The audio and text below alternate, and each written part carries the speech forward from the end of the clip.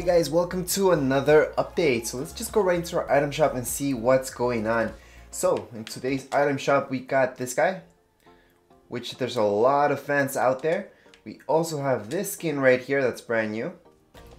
And this one. So for sure you guys want to get these skins before time's up. There's only a few hours until the new season starts. And anyways, right here on the right side, we will see special offers. And we're still gonna see X-Force.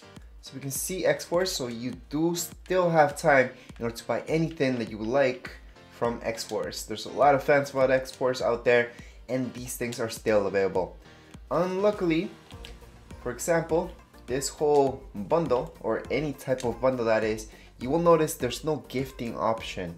So if you guys signed up for the giveaway, for example, there's no way of me to gift you this bundle.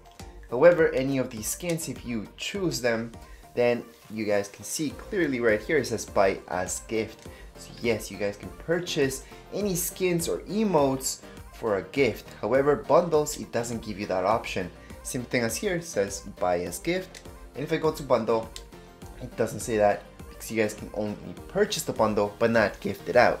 Anyways, that would be it for this video. That's it for this item shop.